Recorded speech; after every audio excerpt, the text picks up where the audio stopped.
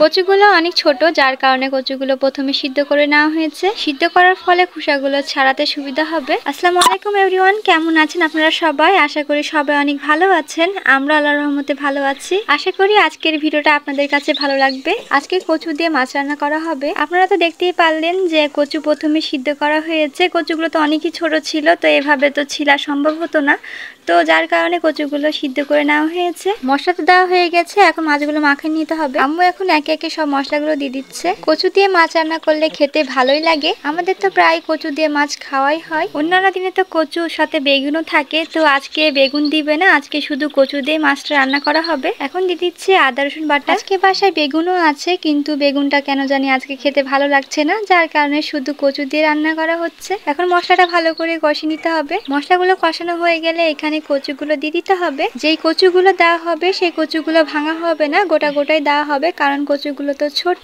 মশলা কষানো হয়ে গেছে, এখন কচুগুলো দিয়ে দিতে হবে। মশলা তো কষানো হয়ে গেছে, এখন আম্মু কচুগুলো সব দিয়ে দিচ্ছে।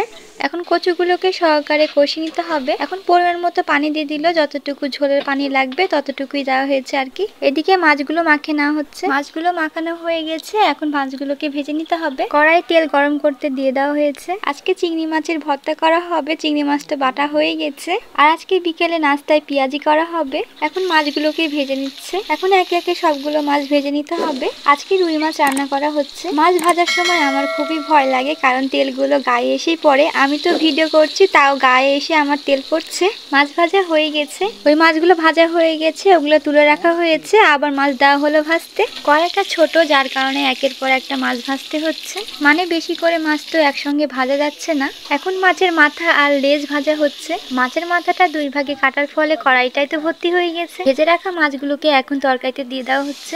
এখন ভর্তাটা একটু ভেজে নিচ্ছে। ভর্তাতে আম্মু আবার ধনে পাতাও দিয়েছে। আমাদের বাসায় ভর্তা সবাই খেতে পছন্দ করে। আজকে আমাদের দুপুরের খাওয়া দাওয়া এই তো চিংড়ি মাছের ভর্তা আর আছে মাছের তরকারি। এগুলোই আজকে দুপুরের আমাদের খাওয়া দাওয়া। সন্ধ্যার পরে আমরা চলে এসেছি আব্বুর দোকানে। আমরা একটু বাজারের দিকে যাব, যার কারণে আব্বুকে নিতে আসলাম। আমরা এখন আব্বুর দোকানে কিছুক্ষণ বসবো, তারপরে যাব। আজকে বাজারে তেমন কেনাকাটা নাই, টুকিটাকি কিছু কেনাকাটা আছে। এগুলো হচ্ছে রৌদ্র আকাশের প্যান্ট বানাতে দেওয়া হবে, সেজন্য রৌদ্র আকাশকে দেখাচ্ছে তাদের পছন্দ হয়েছে নাকি।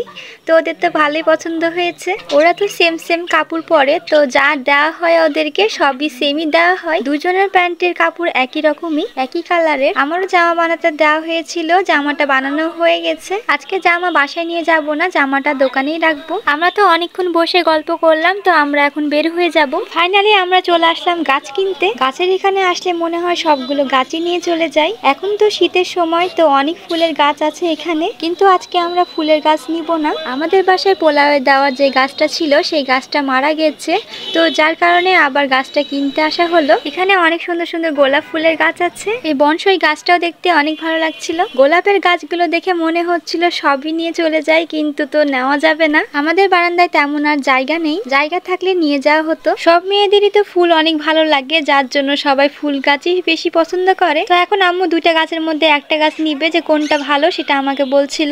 আমরা তো গাছ দেখছি, কিন্তু যে গাছ বিক্রি করছে সেই নাই, যার জন্য আমরা এখানে দাঁড়িয়ে আছি। এখানে তো অনেক রকমেরই গাছ আছে, কিন্তু আমি তো এতগুলো গাছ চিনি না যে কোনটা কি। শুধু গোলাপ ফুলগুলোই চিনতে পারছি আর ফুলের গাছগুলোকে চিনতে পারছি, তাছাড়া তো আমি বুঝতে পারছি না যে কোনটা কোন গাছ। এই গাছগুলোর এক সাইডে গোলাপ ফুলেরই গাছ ছিল শুধু। গোলাপ ফুলগুলো সবই সুন্দর, আর লাল গোলাপ তো দেখতে অনেক বেশি ভালো লাগে। যেই কাজের জন্য বাজারে আসা হয়েছে সেই কাজটা করতেই চলে আসলাম, মানে বাজার করতে আসলাম আর কি। এখন মুদিখানার দোকান থেকে মাসের বাজার নেওয়া হচ্ছে। আম্মু এই মুদিখানার দোকান থেকে মাসের বাজারগুলো করে থাকে। এখন আমরা চলে আসলাম বেকারির দোকানে। এই দোকান থেকে বিস্কিট নেওয়া হচ্ছে।